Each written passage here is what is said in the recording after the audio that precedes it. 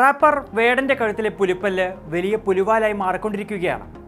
കഞ്ചാവ് കേസിൽ അറസ്റ്റ് ചെയ്യപ്പെട്ട് ജാമ്യം ലഭിച്ച വേടനെ കഴുത്തിലെ മാലയിലുള്ള പുലിപ്പല്ലിന്റെ പേരിൽ വീണ്ടും മറ്റൊരു കേസെടുത്ത് റിമാൻഡ് ചെയ്തതിൽ വലിയ വിമർശനം പൊതുസമൂഹത്തിൽ ഉയരുന്നുണ്ട്.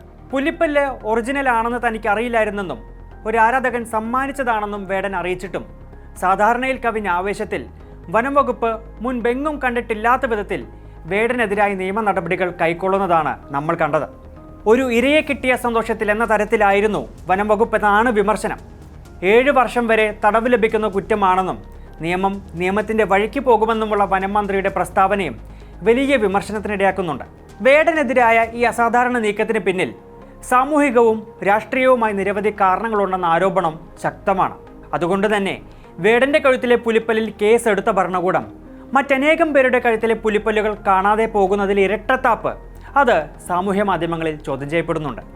റെയ്ഡിനിടെ യാദൃശ്ചികമായ കഴുത്തിൽ പുലിപ്പല്ല് കണ്ടതോടെയാണ് ആദ്യം പോലീസും പിന്നീട് വനം വകുപ്പും വേടനെതിരെ നടപടികൾ കടുപ്പിച്ചത്. എന്നാൽ ഈ സംശയം എല്ലാവരുടെയും കാര്യത്തിൽ നമ്മുടെ സംവിധാനങ്ങൾക്ക് തോന്നാത്തത് എന്തുകൊണ്ടാണ്?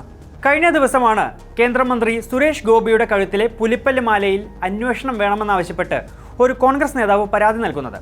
ഷർട്ടിടാതെ ക്ഷേത്രത്തിലേക്ക് നടന്നു കയറുന്ന സുരേഷ് ഗോപിയുടെ കഴുത്തിൽ പുലിപ്പല്ലിൻ്റേതെന്ന് തോന്നിക്കുന്ന തരത്തിലുള്ള ഒരു മാലയുണ്ടെന്നത് വ്യക്തമാണ്. അപ്പോൾ എന്തുകൊണ്ടാണ് വേടനെ കണ്ടപ്പോൾ പൊടുന്നതിന് തോന്നിയൊരു സംശയം അവിടെയുണ്ടായ അധികാരികൾക്കും മറ്റും സുരേഷ് ഗോപിയെ കണ്ടപ്പോൾ ഉണ്ടാകാതിരുന്നത്?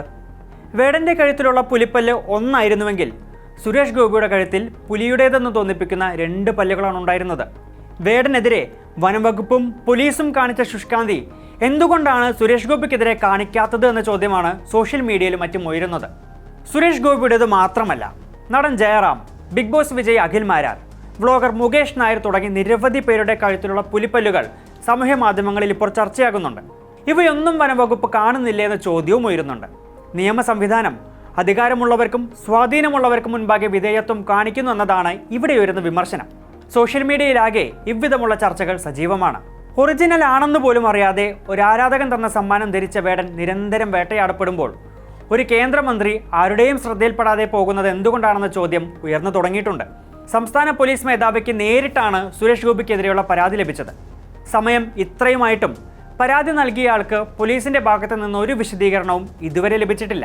എന്നാൽ വേടന്റെ കഴുത്തിലെ മാല കണ്ട് സംശയം തോന്നിയ പോലീസിന് നിമിഷങ്ങൾക്കകം അത് തെളിയിച്ച് കേസെടുക്കാനായി. വേഗതയ്ക്കുമുണ്ട് ഒരു ഹൈറാർക്കി എന്ന് ഇതിലൂടെ തെളിയുകയാണ്. വേടനെതിരെ ഉയരുന്ന ആക്രമണങ്ങൾക്കും മറ്റ് പ്രമുഖർക്ക് നേരെയുള്ള നിശബ്ദതയ്ക്കും പിന്നിലെ മനോഭാവങ്ങളുടെ രാഷ്ട്രീയ കാരണം വലിയ തോതിൽ ചർച്ച ചെയ്യപ്പെട്ടു തുടങ്ങിയിരിക്കുന്നു. ഈ പുലിപ്പല്ലുകളിലൊന്നും കേസില്ലേ അല്ലെങ്കിൽ അറസ്റ്റില്ലേ സാറേ എന്നതാണ് സാമൂഹ്യ മാധ്യമങ്ങളിൽ ഉയരുന്ന ചോദ്യം.